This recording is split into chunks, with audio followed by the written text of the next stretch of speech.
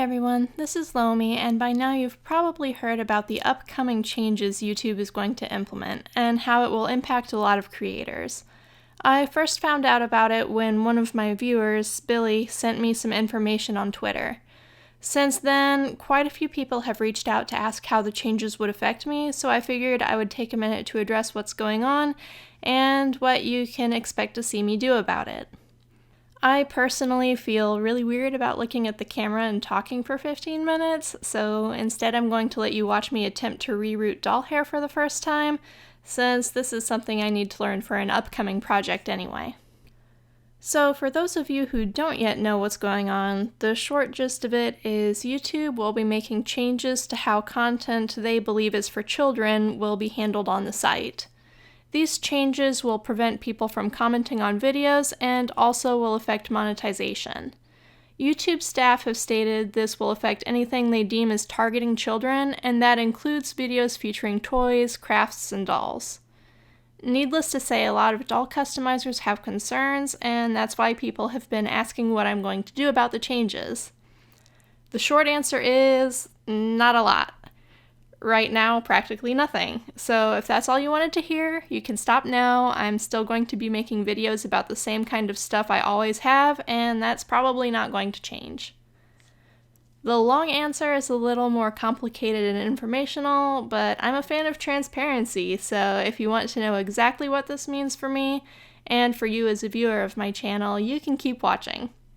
So for the sake of the policy change, a child has been defined by YouTube as anyone under the age of 13. The problem has been that most children who watch things on YouTube do it using a parent's account. And I know that's true because I happen to have a child, and while she never uses a computer unsupervised, she does like to watch things like My Little Pony songs and Om Nom videos. And that happens, you guessed it, on my YouTube account. So I admit I was part of this problem, and I apologize for that. But there's currently no desktop version of YouTube Kids, so there wasn't really another way to do it. Right now, and I realize this may be overly optimistic, I don't think my channel will be affected too greatly. There are some things I share that will definitely get hit, box openings, and possibly all the stuff I do with Monster High dolls, which could potentially suck because I have a gigantic box full of them, so I'm actually planning on doing more Monster High customizations in the future and between the BJD projects. But the BJDs themselves don't really appeal to children that often, and learning how to sew clothes and operate a sewing machine isn't gonna appeal to kids much either. YouTube is implementing this change in a two-pronged fashion. They're going to be incorporating a checkbox for video uploads where you can just say whether or not your stuff is meant for kids, so that it gets filed into the right category if you mark that box. The second prong is the problematic one, and that's their automated system using machine learning and algorithms to determine what is or isn't targeting children. I anticipate probably half my work will get caught in that.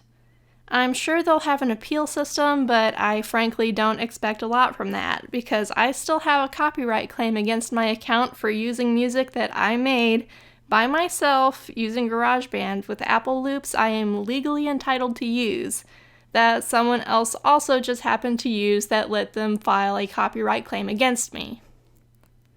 I appealed that multiple times and never actually got a real human person to look at my case, so that's sort of what I expect from the new appeal system too. One important thing to note is that YouTube staff have never said those videos will be demonetized, just that they won't qualify for targeted ads. That means there will still be some ads, stuff that's family targeting and family friendly, but if I had to take a shot in the dark, I'd say that's probably about 10% the number of ads you'd otherwise earn ad revenue from. I am fortunately in a position where I don't rely on YouTube to pay my rent, but I am in an awkward place where I haven't been able to find a regular job that will work with my availability, since I'm the primary child-rearing parent and my husband is frequently on call. I even went back to Michael's and asked if I could have my old job back, and my coworkers really went to bat for me, but the hiring manager wasn't willing to work around my daughter's school schedule. So what I do here online is my primary source of income. That money is what helps pay for me to make these videos. It's what covers all of my supplies and materials, and has also been helping me slowly chip away at a massive medical bill I have from last year when I was hospitalized for severe chest pains that turned out to be from a vitamin B12 deficiency. Who knew? But that money is also making a big difference for me right now because I'm pushing toward my lifelong dream of publishing my fantasy stories. I have 9 books planned for publication next year, and publishing is unfortunately really expensive. My family lives on a shoestring budget since we moved at the beginning of the year, which I don't regret at all because it means I don't have to worry about patching bullet holes in the siding anymore. But it does mean that all of those publication costs have to come out of the money I earn for myself. And right now my ad revenue makes all the difference. The costs for one book are... I just got the formatting software I need. That was $250. I need a block of ISBNs in January. That'll be $575. Federal copyright filings for each of those 9 books will be between $35 and $55 per title. Professional editing runs around $800 per book when they're as long as what I write. Printing proof copies of the books will probably be another couple hundred, so I'm juggling that in addition to keeping supplies stocked so I can keep doing tutorials.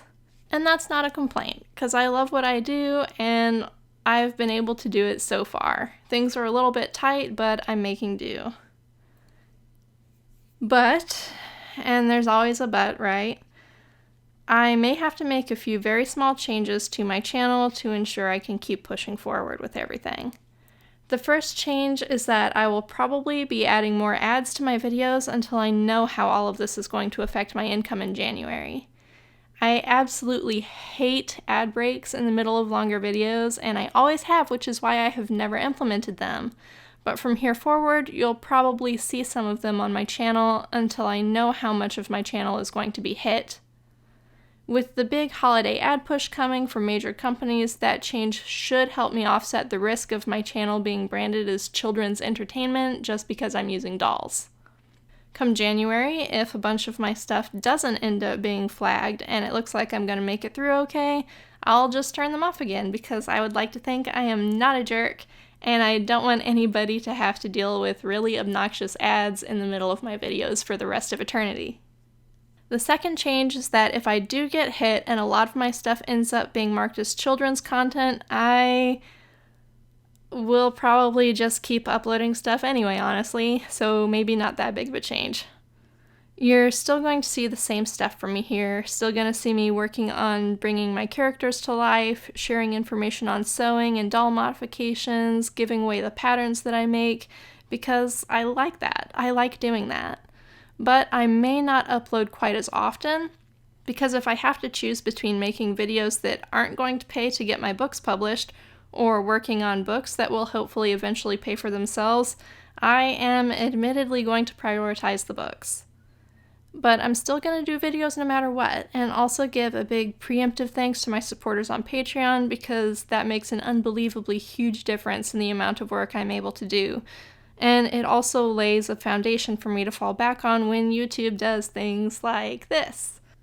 This is actually a really frustrating situation for me because when I started, I just wanted to share my dolls with people, and having my hobby finance itself wasn't even on my radar. Now that I'm trying to take the leap and get my books out too, and I have contracts with my editor that I have to be able to pay for when the books are complete, I feel like I've trapped myself over a barrel, and I'm trying to figure out how to keep from crashing and burning when I hit the ground. Anyway, that's the overall gist of what's going on. Right now, bracing for potentially bad stuff in January when all the changes take effect. January, still videos regardless of what happens, but I'm not planning to give up what I love making and doing as long as I can afford to keep doing it. I'm out of time to record now, and I have to go pick up my daughter from school, so if you made it this far, thanks for listening, and if you have any questions or anything, you can drop them in the comments, and I'll do my best to answer. As long as we still have a comments box, right? You know, the rereading stuff isn't as bad as I thought it was going to be. Next time, I'm going to use alpaca. Oh hey, it only ended up being 10 minutes. I didn't want to be on camera that long either.